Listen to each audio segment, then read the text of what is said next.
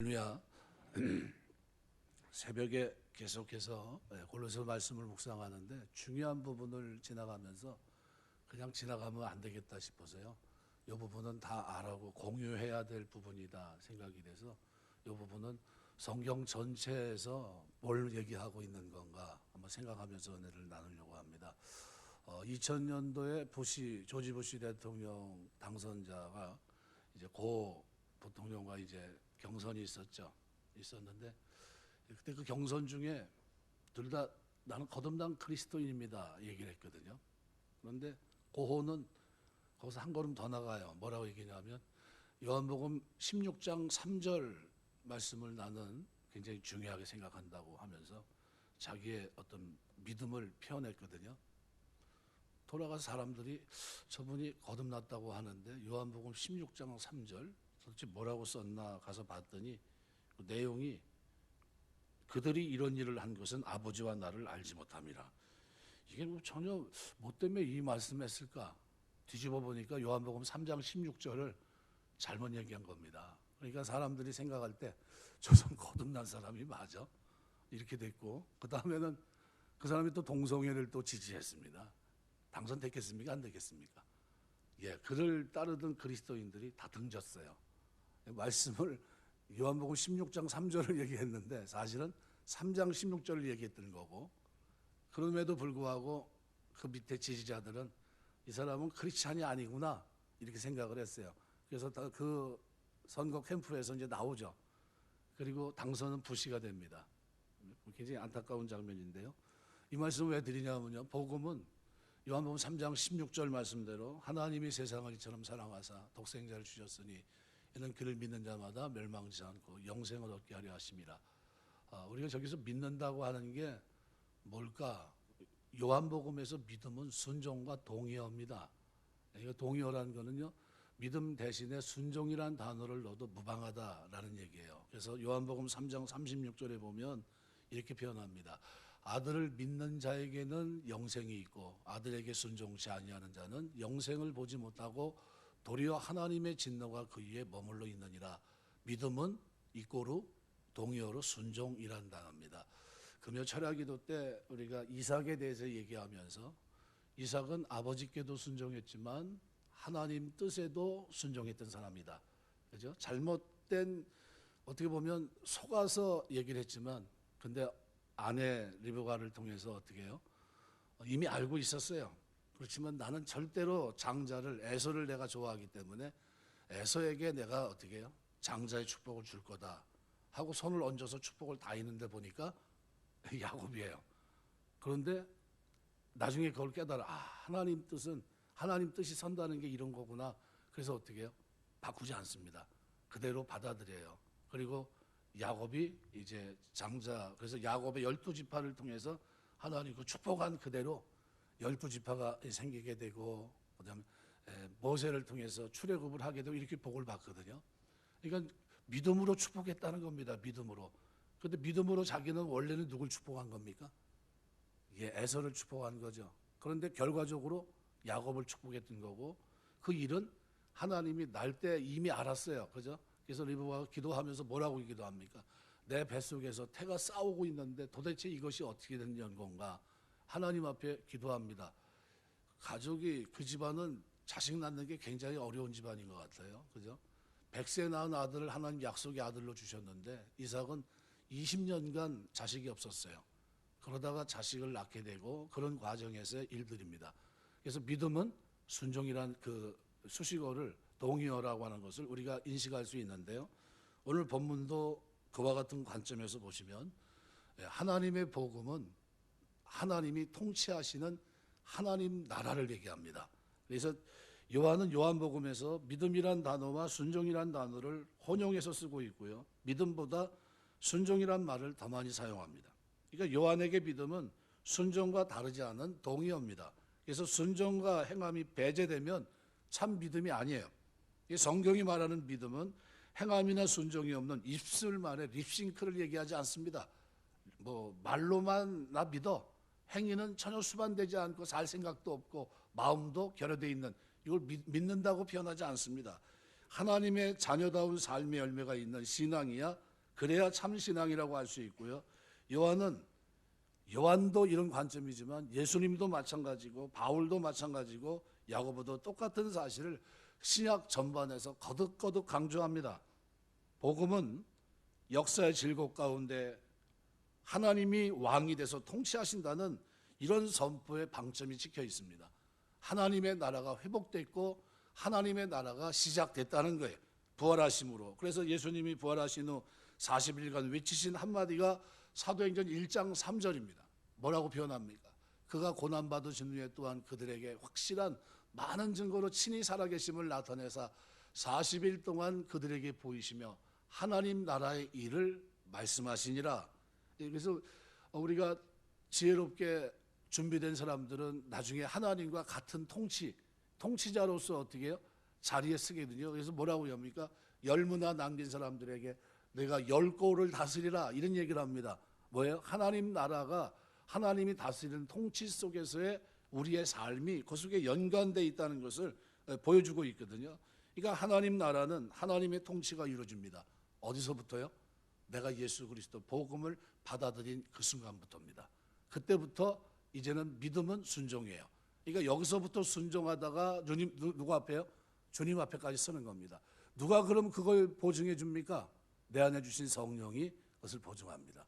내가 죽어서 의식이 없는 그때에도 내 영혼을 하나님 앞으로 인도하고요. 죽음 넘어서의 모든 일들은 누가 책임지십니까?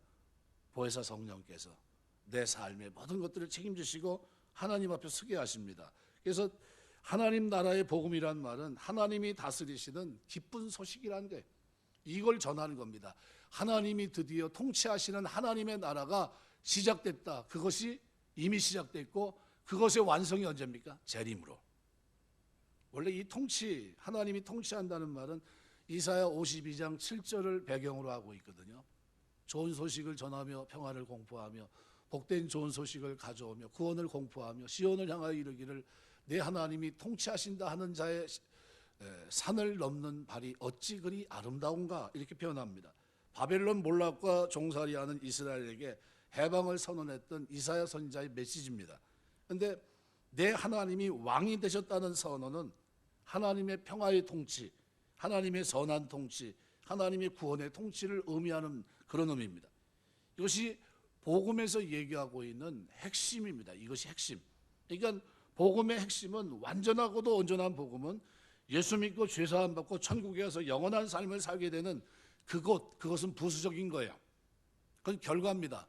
그러면 하나님이 통치하시는 나라의 일에 최우선적으로 가치를 두고 그분의 뜻에 순종하고 열매 맺는 그것에 복음의 초점이 맞춰져 있어요. 그래서 산상설교는 요즘은 우리로 말하면 국민교육 현장과 같은 겁니다. 우리나라에. 산상설교는 예수님의 사역의 절정이거든요. 근데 그것은 뭐라고 되어 있습니까? 열매를 보아 그들을 알지니라 이렇게 됐어요. 믿음의 열매를 말합니다. 믿기 때문에 나타난 수반되는 열매. 산상설교의 핵심 중심의 메시지가 뭡니까? 너희는 먼저 그의 나라와 그의 의를 구하라. 그리하면 이 모든 것을 너희에게 더하시. 이 모든 것은 뭡니까? 육신의 문제, 영혼의 문제, 그죠? 이런 문제입니다. 먼저 그의 나라와 그의 의를 구하라. 이것이 성경이 말하고 있는 가장 중요한 핵심적인 가치이고 복음의 핵심입니다. 그래서 이 부차적인 축복이 뭐예요? 영원한 생명을 누리는 겁니다. 하나님의 통치를 기뻐하고 순종이란 열매를 맺는 참된 신앙이 복음의 핵심이에요. 그러니까 내가 예수를 믿는다는 건요, 뭐가 수반됩니까? 행위가 수반되는 겁니다. 행위가. 영혼 없는 몸이 죽은 것 같이 행함 없는 믿음은 죽은 것이니라. 야고보는 강조합니다. 영혼 없는 영안실에 가서요, 차가운 시체를 한번 보세요. 표정도 없고요, 대답해도 대화가 안 되고요, 온도가 찹니다. 전혀 의사소통이 안 돼. 왜요? 죽었기 때문이죠. 호흡이 끊어졌기 때문에. 호흡이 있으면 어떻게 해요? 바로 알아봅니다. 감각도 모든 면에 있어서. 그러니까 참된 신앙은 뭐예요? 순종이라는 열매를 맺어요. 그것을 알고 하나님 원하시는 일들을 행동으로 이루어드릴 때 이 땅에서 육적인 복은 물론이고 천국에서의 영원한 생명, 영생 이것을 선물로 주어진다. 이것이 요한복음 3장 16절의 의미입니다. 그래서 이 의미를 3장에서 니고데모와의 대화를 통해서 3장 마지막 절을 통해서 설명한 거예요. 그래서 아들을 믿는 자에게는 영생이 있고 아들에게 순종치 아니하는 자는 영생을 보지 못하고 도리어 하나님의 진노가 그 위에 머물러 있느니라. 그래서 믿음과 순종이 뭐라고요? 동의어입니다. 이 얘기를 왜 하냐면요, 오늘 골로새서 말씀을 보면 2장과 3장에 보면 그러므로 라고 하는 단어가 5번 나옵니다. 2장에 2번, 3장에 3번. 근데 이 그러므로가 그렇기 때문에 우리가 이렇게 살아야 된다는 거예요. 그렇기 때문에 이것을 우리가 가져야 된다, 이런 의미입니다. 굉장히 중요하죠. 그리스도를 주로 삼았기 때문에 감사하며 살아가야 된다. 이게 첫 번째입니다. 그래서 2장 6절 7절에 보면 이렇게 표현합니다. 그러므로 너희가 그리스도 예수를 주로 받았으니 그 안에서 행하되 그 안에 뿌리를 박으며 세움을 받아 교훈을 받은 대로 믿음에 굳게 서서 감사함을 넘치게 하라. 이걸 시작으로 해가지고요. 두 번째, 그러므로 16절, 그러므로 먹고 마시는 것 절기나 초하루 안식일을 이유로 누구든지 너희를 비판하지 못하게 하라. 이것들은 장래의 그림자이나 몸은 그리스도의 것이니라 하면서 그걸 설명해 갑니다. 그리고 이게 끝나자마자 그리스도 안에 새로운 피조물이 된 오늘 우리에게 3장은 이렇게 표현합니다. 그러므로 너희가 그리스도와 함께 다시 살리심을 받았으면 위의 것을 찾으라. 거기는 그리스도께서 하나님 우편에 앉아 계시느니라. 위의 것을 생각하고 땅의 것을 생각하지 말라. 이는 너희가 죽었고 너희 생명이 그리스도와 함께 하나님 안에 감춰졌습니다. 우리 생명이신 그리스도께서 나타나실 그때, 하나님의 통치가 완성되는 그때를 말합니다. 너희도 그와 함께 영광 중에 나타내 감춰졌던 것이 이제는 드러나게 될 거다. 너희가 영광을 누리는 복된 이런 모습이 될 거다, 이 얘기입니다. 그러면서 그렇게 그런 결과가 우리 눈앞에 있다면 그러면 어떻게 살아야 되냐는 거예요. 무슨 얘기입니까? 믿음은 행위를 동반합니다. 순종이란. 그래서 그거를 오늘 5절에서 이렇게 말합니다. 그러므로 땅에 있는 지체를 죽여라. 그 또 뭐 합니까? 음란, 부정, 사욕, 악한 정욕, 탐심은 우상 숭배라. 이런 것들 말며 하나님의 진노가 임하는데 너희도 전에 그 가운데서 할 때 그 가운데 행하였으나 이제는 너희가 이 모든 것을 어떻게 하라고요? 벗어버리라. 죽이고 벗어버리라. 분함, 노함, 악의, 이게 뭡니까? 말로서 짓는 죄. 이거를 어떻게 해요? 정리하라는 거예요. 죽이고 벗어버려라. 그리고 난 다음에 오늘 본문에 그러므로, 이거 뭡니까? 그러므로 5번째 결론이에요. 거룩하게 살아야 될 이유입니다. 왜 우리가 사랑의 띠를 매야 되는지, 왜 평화를 가지고 우리 평강이 너희 마음을 주장하게 해야 되는지, 왜 우리가 이 땅에 살면서 예수의 이름으로 17절 보면 왜 그의 주 예수의 이름으로 하고 그를 힘입어 하나님 아버지께 감사해야 되는지, 이거를 설명한 겁니다. 우리의 삶이에요. 어떻게 살아야 되느냐라는 거죠. 그래서 제일 먼저 우리에게 강조한 것이 뭡니까? 자기 인식입니다. 나는 누구냐? 나는 정체성, 아이덴티티. 나는 하나님이 어떻게 해요? 택함 받은 자, 선택과 예정교리입니다. 하나님이 주권적으로 나를 선택하셨다는 게, 하나님 넘치는 사랑으로 자격 없는 우리를 선택하셨습니다. 그래서 어머니 태에 있기 전에, 무슨 선이나 덕을 행하기 전에, 어떠한 것도 없을 때 하나님을 향한 우리를 향한 하나님의 무조건적인 은혜의 사랑이 있었습니다. 하나님이 선택하신 우리를 데려가고자 하는 목적과 계획을 가지고 계시다는 거죠. 이게 선택이에요. 그래서 우리가 하나님의 택하시고 그 다음에 뭐예요? 거룩하게 하사. 자기 인식입니다. 이거 하나님이 내가 거룩하니 너희도 거룩할지니라. 성도는 성적으로 문란하고 부도덕하고 정욕을 한껏 부추기고 합리화하는 이런 세상 속에서 정결하게 살도록 부름받은 사람들이에요. 예수 그리스도의 거룩함을 전가받아 거룩하게 살아야 됩니다. 그래서 이 일을 가능하기 위해서 어떻게 합니까? 의롭다고 여겨주시며 성령을 선물로 주십니다. 성령은 우리 안에 내주하시면서 우리의 삶을 바꿔버려요. 생각과 마음을 지키시고 이 땅에서 버릴 것을 죽이고 버리고 살게 하시고, 이게 뭐예요? 하나님의 거룩한 자로 살게 합니다. 이 정체성이, 나는 하나님이 나를 택하사 거룩하게 하시고 그 다음에 뭐예요? 사랑받는 자. 이것이 우리 의식에 있어야 됩니다. 세상이 말하는 눈으로 사람을 재는 것이 아니라, 누가요? 아무리 어떤 상황에 있어도 내가 이 땅에 태어날 때부터 흙수저라 할지라도 동일하게 하나님은 믿음 안에 있는 그들을 사랑하십니다. 그래서 불행과 아픔을 겪고 있어도 모든 성도는 하나님의 사랑을 받고 있는 사람입니다. 왜요? 바로 예수님의 십자가 사랑을 통해 우리가 사랑을 알았기 때문에. 로마서 5장 8절 보면 우리가 언제 구원받았습니까? 죄인 되었을 때, 원수 되었을 때, 경건치 아니할 때 그리스도께서 우리를 위해 십자가 지시면서 그래서 죽으심으로 하나님께서 우리에 대한 자기 사랑을 확증하신 겁니다. 말로만이 한 게 아니라 친히 이 땅에 오셔서 우리의 죄를 짊어지고 죽어 피를 흘리면서 우리의 죄값을 치르면서 내가 너를 사랑한다는 것을 순종으로 행위로 나타나신 거예요. 이게 우리의 구원입니다. 그러니까 우리가 이 정체성을 가지고 이 땅을 살아야 돼요. 너희는 하나님이 택하사 거룩하고 사랑받는 자처럼 그다음에 뭐뭐 같이. 이것이 굉장히 중요해요. 그래서 뭐라고 변합니까? 오늘 본문의 말씀에 보면 바로 그렇게 얘기합니다. 거룩하고 사랑받는 자처럼, 그다음에 이제 어떻게 해요? 긍휼, 자비, 겸손, 온유, 오래 참음으로 옷 입고. 뭘 벗어버리고요? 세상의 모든 것들, 이것은 죽이고 벗어버리고. 그리고 뭘 입어요?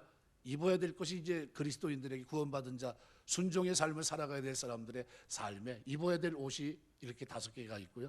그 다음에 맨 마지막에 뭐라고 표현합니까? 이 모든 것 위에 사랑을 더하라. 그 옷을 입고 어떻게 살아갑니까? 용납과 용서함. 용납이라는 것은 우리를 해코지하는 사람을 참고 받아들이는 것이고요. 용서는 그들이 한 나쁜 일을 참고 잊는 겁니다. 굉장히 중요하죠. 그래서 용서라고 하는 이 부분은요, 마태복음 6장에 보면 주기도문을 가르치고 난 후에 14절 15절에 이렇게 말합니다. 너희가 사람의 잘못을 용서하면 너희 하늘 아버지께서 너희 잘못을 용서하시려니와 너희가 사람의 잘못을 용서하지 아니하면 너희 아버지께서도 너희 잘못을 용서하지 아니하시리라. 이거 누가 이렇게 살 수 있습니까? 구원받은 하나님의 자녀로 믿음으로 나에 대한 무슨 정체성이요? 하나님이 택하사 거룩하게 하시고 사랑받는 자라고 하는 자기 인식이 있는 사람들은 그 삶에 뭐가 있어요? 용납과 용서가 있는 겁니다. 무슨 옷을 입고요? 긍휼과 자비와 겸손과 온유와 오래 참음으로 옷 입고, 그죠? 그리고 용서와 용납의 삶이 있는 겁니다. 손양원 목사가 어떻게 살아갔습니까? 그 안에 그 삶을 살아내거든요. 그 많은 의미. 스데반 집사 죽어가면서 그렇게 살아내요. 주여 저들의 죄를 용서해 주옵소서. 뭐가 있으니까요? 하나님의 택하사 거룩하게 하시고 사랑받는 자란 자기 인식이 있어요. 이건 그 삶을 그렇게 살아냅니다. 가능한 거죠. 근데 이 모습을 또 한 번 강조합니다. 마태복음 18장에서 1만 달란트 빚진 자의 비유입니다. 베드로가 와서 물어봐요. 형제가 죄를 내게 보면 몇 번이나 용서해 줄까요? 7번까지 하면 되겠습니까? 원래는 한 3번이거든요. 근데 7번이면 후하게 친 겁니다. 그런데 예수님은 7번뿐 아니라 7번을 70번이라도 할지니라. 그리고 1만 달란트 빚진 자의 비유를 쭉 설명합니다. 그리고 마지막 절 가서 뭐라고 합니까? 너희가 각각 중심으로 용서하지 않으면 이와 같이 된다는 거예요. 중심으로 형제를 용서하지 않으면 안 된다. 이거를 마지막 절에 가서 강조하고 있거든요. 그러니까 뭘 강조한 겁니까? 구원받은 자의 삶을 얘기하는 겁니다. 그래서 마태복음 18장을 이렇게 보시면요, 1만 달란트 빚진 자의 비유에서 맨 마지막에 보면 이렇게 말합니다. 너희가 각각 마음으로부터 형제를 용서하지 아니하면 나의 하늘 아버지께서도 너희에게 이와 같이 하시리라. 용서는 해도 되고 안 해도 되고 그런 문제가 아닙니다. 구원받은 자는 반드시 해야 돼요. 그래서 어떤 분이 이렇게 얘기합니다. 절대로 그 사람은 용서 못합니다. 이거는 예수 믿기 전에는 가능해요. 구약에는 동해보복법이라는 것이 있습니다. 팔을 부러뜨리면 쫓아가서 똑같이 팔을 부러뜨려요. 근데 인간이 감정이 실려서요, 하나 부러뜨리면 가서 2개 부러뜨리고 와요. 이를 하나 분들어버리면 가서 2개 부러뜨립니다. 이를. 그러니까 이게 문제가 되잖아요. 근데 신약에서는 어떻게 합니까? 완전히 사랑으로 용납할 것을. 그래서 이 옷을 입고 사랑으로 용납, 용서하며 사랑은 온전하게 매는 띠다. 사랑이 바탕이 돼서 그렇게 살아내야 된다. 이런 얘기입니다. 그러니까 우리가 대충 살 일이 아니에요. 제가 새벽기도 때 밀양 그 얘기를 했는데, 주인공 시내가 기독교를 귀의하고 자기 아들을 유괴하고 살해한 범인, 송광호가 나오죠. 송광호가. 송씨라 좀 기분이 좀 안 좋은데 송광호가 그냥 자기 용서받았다고 기뻐하고 막 그럽니다. 근데 시내가 갔는데 이거 황당한 일이에요. 아니, 당사자인 내가 용서를 안 했는데 언제 네가 용서를 했냐는 거죠. 용서 내가 해준 적이 없는데. 세상 말로 그냥 완전히 획 돌아요. 어떻게 저럴 수 있냐 막 그럽니다. 그래서 기독교를 비꼰 거거든요. 뭐에 행위가 수반되지 않은 기독교를 그 작가가 건든 겁니다. 진정한 회개는 뭘까요? 예, 회개하면, 하나님께 회개하면요, 당사자 찾아가서, 해를 입힌 당사자 찾아가서 사죄하고 용서를 구해야 됩니다. 이게 바른 기독교예요.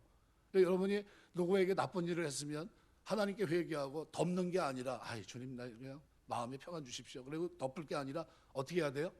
찾아가서 용서를 구해야 됩니다. 미안합니다. 내가 그때 사정이 이렇게 돼서 내가 본의 아니게 이렇게 됐습니다. 내가 예수 믿는 사람인데 견딜 수 없어서 왔습니다. 용서하십시오. 이렇게 가야 되는 거예요. 이게 기독교입니다. 그런데 시내가 그것 때문에 요즘 뭐라 하면 열이 그냥 열받아가지고 막 그냥 난리가 나죠. 여러분 살아가면서 용서하시길 주의 이름으로 축원합니다. 그래서 용서를 받아야 될 때는 찾아가시길 주의 이름으로 축원합니다. 온전한 기독교예요, 그게. 그래서 이것이 온전하게 하면 사랑의 띠라는 거예요.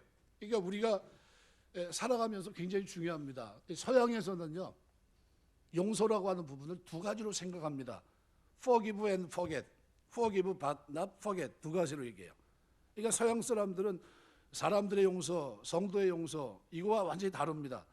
그러니까 용서를 두 가지로 얘기할 때 전자는 뭐냐면요, 용서했다고 하면 마음에 두지 말고 진정한 용서가 아니기 때문에, 용서했다면 용서할 그 사실까지도 잊어버려야 된다, 이렇게 얘기하고, 후자는 용서는 하되 그 교훈만큼은 잊지 않아야 된다, 반면교사로 삼아라, 이런 얘기거든요.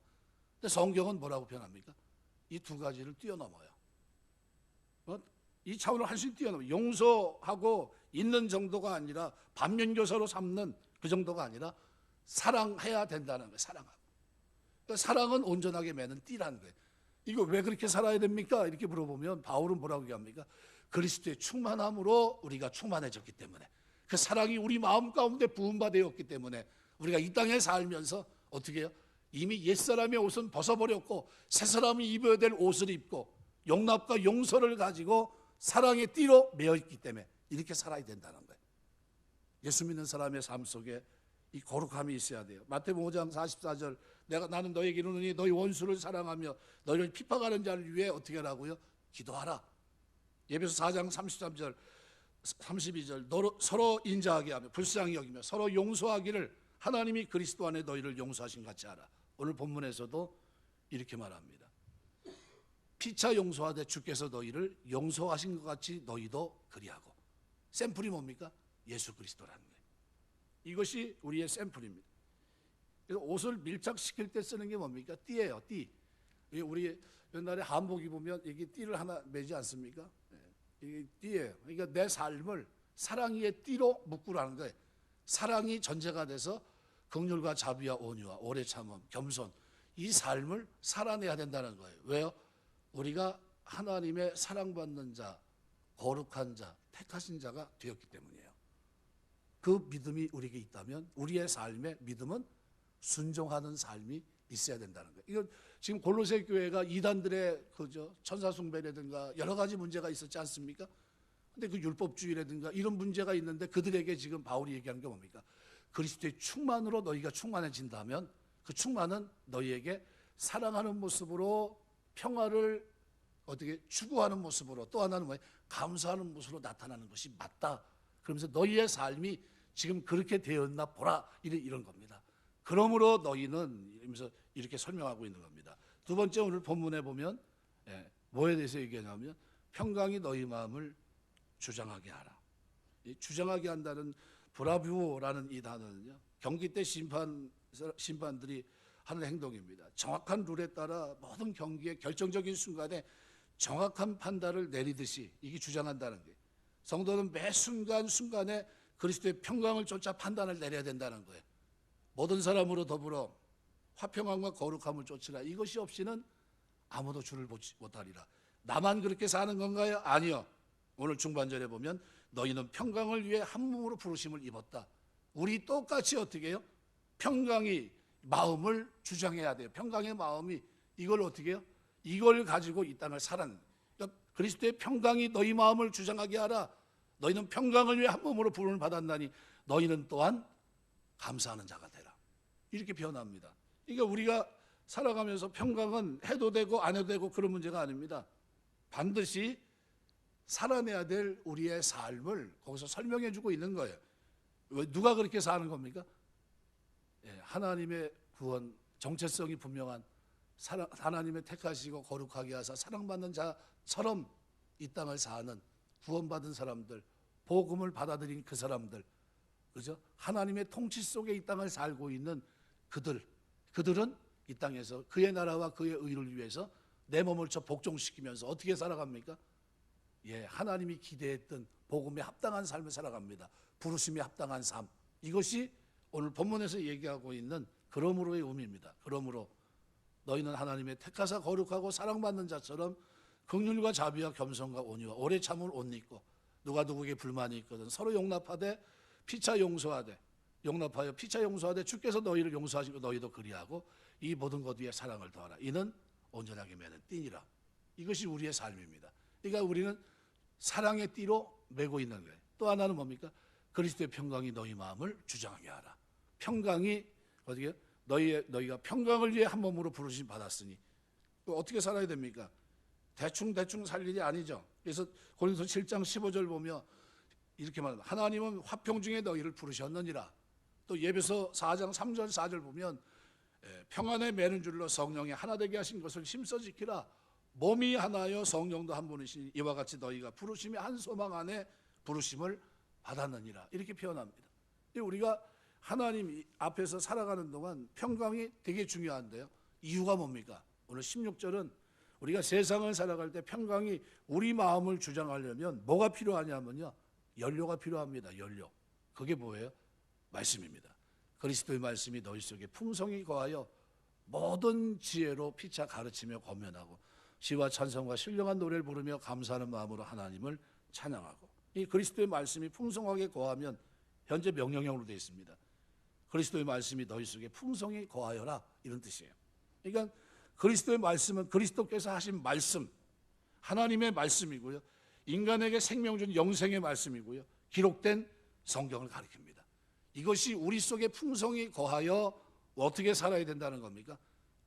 너희 마음을 그 말씀이 풍성함으로 평강의 주장할 수 있도록 하라는 겁니다. 이게 풀러 넘치도록 이 말씀이 풍성히 차고 넘쳐 흘러서 살아가는 거죠. 시편 119편 105절 보면 주의 말씀은 내 발에 등에 내 길에 빛이 되었나이다. 말씀이 바탕이 된 이 삶을 말합니다. 그러니까 이단들은 율법 준수, 천사 숭배, 금욕주의 그러면서 그리스도의 면모를 갖춘 뭐 이런 것으로 자꾸 얘기를 했는데 근데 오늘 사도 바울은 그게 아니라 그리스도의 말씀이 풍성히 거할 때 참된 그리스도인으로서 이 땅을 살 수 있다는 거예요. 어떻게 살아갑니까? 그 평강의 마음을 가지고 이 땅을 주장하게 할 수 있다는 거예요. 이 사람들의 삶 속에 넘치는 것이 두 가지가 있는데 하나는 예수 그리스도 이름이고요. 또 하나는 그분이 평상시 어떻게 살아갔나 감사했던 그 삶이 바탕이란 겁니다. 그러니까 이게 굉장히 중요해요. 우리가 이 세상을 살 때 평강이 우리의 마음을 주장하려면 뭘 해야 됩니까? 다 예수의 이름으로 해야 돼요. 여기 무엇을 하든지 말이나 일이나 다 주 예수의 이름으로 하고 말이나 일이나 이런 말은요 관용적인 표현입니다. 그러니까 인간의 모든 언어, 삶 전체를 가리키는 그런 표현이에요. 그러니까 우리가 살아가면서 말을 할 때도 일을 할 때도 예수의 이름으로 하라. 무슨 얘기냐면 예수의 이름을 우리에게 주셨다는 거예요. 예수의 이름을 우리가 보통 어떤 사람이 이제 물어봅니다. 당신 이름이 뭡니까? 그러면 이름을 대답해 주는 사람이 있습니까? 이름 알려고 하는데 왜 그러십니까? 이렇게 아니 어디 가서 당신 안다고 얘기하려고 그럴까 봐요. 그러면 이 사람이 좋지 않은 사람이면 그냥 뭐 하십시오. 그냥 거기서 그냥 만났다고 하지 제 이름을 뭐 알 필요 있습니까? 그리고 지나갈 겁니다. 여기 성도에게 있어서 자기 삶에 이 옷을 입고 사는 동안 문패가 딱 붙어 있으면 누구 이름입니까? 주 예수의 이름이에요. 문패가 이게 붙어 있는 겁니다. 그러니까 그리스도 이름이 새겨져 있다는 거죠. 요한복음 14장 13절 14절 보면 이렇게 표현합니다. 너희가 내 이름으로 무엇을 구하든지 내가 행하리니 이는 아버지로 하여금 아들로 말미암아 영광을 받으시게 하려 함이라. 내 이름으로 무엇이든지 내게 구하면 내가 행하리라. 너희가 지금까지는 구하지 않았을 구하라. 그러면 너희 기쁨이 충만하니라. 뭘 준 겁니까? 예수 그리스도의 이름을 준 거거든요. 이 고대 세계에서는요 이름은 구약으로 히브리 말로 쉔이라는 건요, 인격과 생명을 함축한 표상입니다. 그분이 가지고 있는 인격, 생명, 능력, 모든 걸 망라하는 겁니다. 그러니까 당시에는 지금과는 달리 신뢰하는 사이가 아니면 이름을 가르쳐주지 않았습니다. 그러니까 그 이름을 도용하고 이름을 향해 저주하거나 신의 이름인 경우에는 그 이름으로 마술을 행하는 등 이름을 오용하는 일이 비일비재합니다. 특별히 유대인들은 십계명 가운데 하나님 이름 망령되이 부르지 말라는 이름이 있어서요, 그 계명이 있어서 절대 부르지 않았어요. 서기관들은 글 쓰는 것도 다른 붓글씨가 따로 있었고요. 만약 여호와 이름을 써야 되는데 그때 목욕제계하고 가서 그 다음에 여호와 이름을 쓰는 붓이 따로 있었고, 죄인이 어떻게 그 이름을 담을 수 있냐 싶어서 이름을 부르지 못했어요. 그럼 그냥 응하고 지나간 겁니다. 그래서 나중에는 여호와가 맞는지 야훼가 맞는지 모를 정도로 부르지 않습니다. 언제 부릅니까? 1년에 한 차례 대제사장이 한번 하나님 앞에 나아갈 때 부릅니다. 그러니까 전혀 부를 수 없었어요. 죄인이 어떻게 하나님을 부르냐. 근데 그 이름을 주신 겁니다. 천사와 씨름에서 이긴 야곱이 천사 이름을 물어봐요. 당신의 이름이 뭡니까? 천사가 대답해 줬습니까? 대답하지 않아요. 대답 대신 축복으로 대신합니다. 창세기 32장 29절 이렇게 표현해요. 야곱이 청하 이르되 당신의 이름을 알려주소서. 그 사람이 이르되 어찌에 내 이름을 묻느냐 하고 거기서 야곱에게 축복한지라. 그러니까 일찍이 하나님은 인간에게 피조물과 함께 선악을 알게 하는 나무까지 맡기셨다가 무참하게 배반을 당합니다. 하나님의 이름을 어떻게 욕되게 했습니다. 하나님처럼 되려고 교만하게 했고, 하나님은 어떻게 부득이 그들과 헤어질 수밖에 없었어요. 그런데 이 땅에 오신 예수님께서는 그럼에도 불구하고 우리 주님은 그러한 인간들에게 또다시 당신의 이름, 거룩하신 전능하신 하나님의 이름을 맡겨주신 거예요. 이러한 주님의 행동은 우리 성도들을 얼마나 사랑하고 신뢰하는지를 단적으로 보여준 예입니다. 그러면 우리가 그 이름을 받았어요. 받을 수 없는 내가 예수 그리스도라는 이름을 받았어요. 너는 이제 넌 내 자녀야, 이렇게 됐습니다. 어떻게 살겠습니까? 좀 실명제를 합니다. 그죠? 실명제하에서 자기 이름을 책임을 지기 위해 애씁니다. 우리 역시 그리스도 이름을 주셨기 때문에 그 이름에 누가 되지 않도록 내 삶을 돌봐야 돼요. 그분이 나에게 뭘 주셨어요? 이름을 주신 겁니다. 너는 내 자식이야. 너는 이제부터 하나님을 아바 아버지라 부르게 된 거야. 예수 그리스도를 주라 섬길 수 있는 이름을 주신 겁니다. 그럼 어떤 자세일까요? 두려움으로 경건함으로 섬길 수밖에 없고요. 성도로서 한없는 특권과 축복을 누리는 동시에 한없는 신뢰와 사랑으로 당신의 이름을 맡기신 주님께 영광이 돌아가도록 최선을 다해야 됩니다. 그래서 이 최선을 다해 살아내야 될 삶에 뭐가 있어야 되는 겁니까? 사랑의 띠를 메고 용납하고 용서하며 이 땅을 사는 거예요. 그 이름에 걸맞게. 얼마나 주님께서 우리를 사랑하시고 용서하셨습니까? 죄인 됐을 때, 원수 되었을 때, 경건치 아니할 때 주님이 십자가 지시면서 사랑을 확증하셨어요. 용납받을 수 없는 죄를, 용서받을 수 없는 죄를 우리가 용납받고 용서받은 겁니다. 이런 은혜를 우리가 잊고 있기 때문에 우리에게, 그래서 오늘 본문에서는 그렇게 표현합니다. 무엇을 하든지 말이나 일이나 다 무슨 이름으로 하고요? 주 예수의 이름으로. 그 이름에 거치는 자가 되지 말라는 거예요. 그 이름에 합당한 자가 되라는 겁니다. 널 위해 부르시는 사랑을 확증하신 용서와 용납을 하신, 그래서 뭐라고 표현합니까? 주께서 너희를 용서하신 것 같이 너희도 그리하고 이 모든 것 위에 사랑을 더하라. 이는 온전하게 매는 띠니라. 그리스도의 평강이 너희 마음을 주장하게 하라. 십자가 주시고 평안 주신 그 그리스도의 평강이 너희 마음을 주장하게 하라. 그 평안을 위해서, 하나님과 죄인 사이의 화평을 위해서 살아가셨던 그 마음을 가지고 이 땅을 살아내야 된다. 너만 아니라 너희 공동체 전체가 그렇게 살아야 된다. 골로새 교인들에게 지금 얘기하고 있는 겁니다. 그리고 난 후에 한 얘기가 마지막 17절에 이렇게 말합니다. 주 예수의 이름으로 하고 그를 힘입어 하나님 아버지께 감사하라. 저는 이 부분에 너무 감사해요. 우리가 전천으로 하나님을 늘 하나님께 감사하며 살아야 되는데, 누구 때문에요? 그리스도께서 어떻게 사셨는지, 그것이 우리의 뭐예요? 근거란 겁니다. 그를 힘입어, 그리스도의 힘으로 감사라는 겁니다. 주님의 감사는 한마디로 표현하면 절대 감사합니다. 이 땅에 계실 때 날 때부터 피난민에 대열했습니다. 죽이려고 했으니까요. 2살 이하의 사람들은 다 죽였습니다. 가난한 목수 집안의 장남으로 집을 돌봐야 됐고, 공생애 중에는 머리 둘 곳이 없었고, 대부분의 시간은 밤에 차가운 광야에서 기도로 보냈고, 식사거리가 없어 무화과 나무 열매를 뒤주셔야 됐고, 십자가 길에서는 모든 사람들에게 배척받고 돌에 맞고, 얼굴은 이미 함몰됐고 철저한 고독 속에서 홀로 십자가를 지셨던 주님입니다. 어떻게 보면 이런 상황은 최악의 상황이라고 할 수 있어요. 인생 자체가 아주 힘들고 고난의 연속입니다.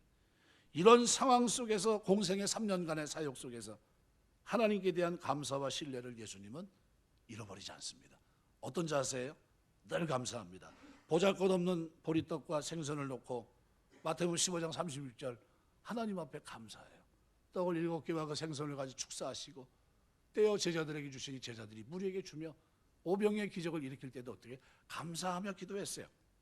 십자가를 앞둔 마지막 식사에서도 누가복음 22장 10절 19절 보면 여전히 감사합니다. 이에 잔을 받으사 감사 기도하시고 이르시되 이것을 갖다가 너희끼리 나누라. 떡을 가져 감사 기도하시고 감사하셨어요. 감사할 수 없는 조건에서 감사하고 믿는 절대 감사, 절대 신앙을 주님 보여준 겁니다. 이러한 모습을 염두에 두고 바울은 그리스도를 힘입어 감사하라는 거예요. 그가 본이 됐다는 거예요. 그 본을 쫓아 이 땅에 살아가는 동안 그리스도인들은 어떻게 해요? 감사해야 돼요. 왜요? 하나님의 통치 속에서 믿음이라고 하는 그 범위라는 것이요, 복음이라는 그 범위는 뭐예요? 내가 설정한 게 아니라 누가 설정한 겁니까? 하나님의 통치가 시작된 것이 복음이에요. 그걸 놓치면 안 됩니다. 그 통치가 언제부터 시작됐습니까? 내가 예수를 믿는 그 순간서부터 이제 믿음은 뭐예요? 공식이 순종입니다. 그러니까 내가 행위로 나타나는 거예요. 이 행위로 나타나지 않는 그 믿음은 가짜예요. 그 믿음은 온전한 믿음이 아니에요. 온전한 믿음은 뭐로 나타납니까? 이렇게 죽이고 벗어버리고 그 다음에 어떻게 해요? 어떤 정체성이에요? 하나님의 택하시고 거룩하게 하시고 사랑받는 자처럼 5가지 긍휼과 자비와 겸손과 온유와 오래 참음으로 옷 입고, 그리고 이 모든 것을 위해 사랑을 더하라. 사랑은 온전하게 맺는 띠니라. 이 삶이 있고, 그 다음에 뭐가 있어요? 화평으로 그리스도의 말씀이 너희 속에 풍성히 거하여 그리스도의 평강이 너희 마음을 주장하게 하라. 너희는 평강을 위해 한 몸으로 부르심을 받았으니 너희는 또한 감사하는 자가 되라. 명령형입니다. 반드시 어떻게 해요? 그렇게 돼야 된다는 거예요. 살아가면서 내가 구원받았다는 걸 뭐로 여러분 증명하실 겁니까? 여러분의 삶의 열매로 나타나는데, 그 열매는 뭐예요? 믿음은 순종이에요. 행위로 나타납니다. 반드시 어떻게 행위를 수반한다는 거예요. 행위가 뒤따라다닌다는 겁니다. 그 믿음을 확증하고 있는 겁니다. 하나님, 내가 주님을 믿습니다라는 것은 입술로만이 아니라 전인격적으로 하나님 앞에 복종하고 순종하며 살아가는 그 삶이 있다는 거예요. 죽이고 버린 삶이 있고 단장한 삶이 있고 살아내는 삶이 있는 거예요. 그 이름에 걸맞는 삶이 있고 주님의 본을 본받아 감사하며 살아갔던 삶이 있는 겁니다. 그래서 마지막 절은 이렇게 말해요. 그를 힘입어 하나님 아버지께 감사하라. 예배소 5장 20절은 이렇게 말합니다. 범사에 우리 주 예수 그리스도 이름으로 항상 아버지 하나님께 감사하며 모든 일에 주 예수 그리스도의 이름으로, 왜요? 우리 그 이름을 주셨어요. 지금까지 너희가 구하지 않아서 구하라. 누구 이름으로요? 예수 그리스도 이름으로 구하면 너희 기쁨이 충만하리라. 이 이름을 주신 거예요. 이 뭡니까? 신뢰가 가득 담긴 거예요. 내가 너희를 사랑한다는 거예요. 내가 너희를 위해서 용서했다는 겁니다. 내가 너희를 이미 용납했고 내가 너희를 택했다는 겁니다. 너희는 거룩한 자로 이 땅을 살아야 되고 너희는 사랑받는 자로 이 땅을 살아내야 된다는 거예요. 왜? 내가 너희를 택했기 때문에. 그래서 그 삶의 예전 가운데 있는 삶은 이렇게 그 믿음은 순종과 행위라는 이 부분을 통해서 드러나게 되고요. 이것은 그 삶의 평강의 모습으로 나타납니다. 평강이 모든 결정을 주장할 수 있도록 합니다. 그래서 주여 나를 평화의 도구로 써주소서라는 것은 단순한 한 사람의 기도 제목이 아니라 우리가 살아가는 동안 기도해야 될 제목입니다. 하나님, 내가 가는 곳마다 분열이 일어나고 다투고 싸우는 일이 멈춰지게 하옵소서. 이건 기도해야 될 제목입니다. 왜요? 그걸로 부르심 받았는데 나만 아니라 우리 모두가. 그리고 감사하는 자가 되라 이랬습니다. 말씀을 맺겠습니다. 우리 신앙생활은 그래서요, 구원받은 자는 대충대충 사는 사람들이 아닙니다. 이미 하나님의 은혜를 경험하고 알기 때문에 그 삶 속에 분명한 것이 있어요. 감사는 성령 충만의 정도를 검증하는 리트머스 시험지와 같아요. 감사하는 자가 성숙한 자이고요, 감사가 없는 자는 아직도 미성숙한 사람, 아직 멀었어요. 평강의 열매는 감사의 토양에서 자라고요, 하나님께 대한 찬양은 감사의 구체적인 표현인과 동시에 감사의 마음을 늘 유지하는 방편이기도 합니다. 또한 모든 일에 하나님께 감사하는 삶은 모든 삶을 인도하실 것을 믿고 범사에 감사하는 놀라운 믿음의 외적 표시이기도 합니다. 살아가면서 하나님이 우리의 뭘 가지고 여러분이 기뻐하셔야 되면요, 하나님이 나를 선택하시고 거룩하게 하사 사랑받는 자가 되게 하신 것, 이것에 대해 감사하셔야 돼요. 하나님, 나를 하나님 알지 못했던 내가 이제는 이방인 가운데 하나님을 알게 하시고 선택과 거룩하게 하심과 그 목적 속에서 이 땅을 살게 하시니 감사합니다. 이제는 죽이고 벗어버리게 하시고 이제는 그리스도로 옷 입게 하시고 사랑의 띠를 매게 하시며 평강의 마음이 주장할 수 있도록 하나님, 내가 피스메이커가 될 수 있도록 인도하시고, 또한 모든 상황에서 그리스도께서 어떻게 사셨는지 그걸 기억하면서 감사하는 사람으로 살게 하옵소서. 이것이 바울이 골로새 교회 성도들에게 보냈던 편지의 5번째 그러므로예요. 그러므로 이 말씀이 오늘 첫 번째 그러면 뭡니까? 그리스도를 주로 삼았으니. 그래서 2장 5절 6절이 그런 의미로 보면 의미가 있습니다. 그러므로 너희가 그리스도 예수를 주로 받았으니 그 안에서 행하며 그 안에 뿌리를 박으며 세움을 받아 교훈을 받은 대로 믿음에 굳게 서서 뭘 넘치게 해요? 감사함을 넘치게 하라. 우리가 받은 구원이 엄청나게 큰 감사의 조건이라는 게, 그리스도께서 어떻게 살아가셨는지를 생각하면서 그 환경 속에서 그리스도의 충만함 속에 살아가는 동안 여러분의 삶에 감사와 평강과 그리고 오늘 본문에 기록되어 있는 사랑이 넘치게 되시길 주의 이름으로 축원합니다. 기도하겠습니다.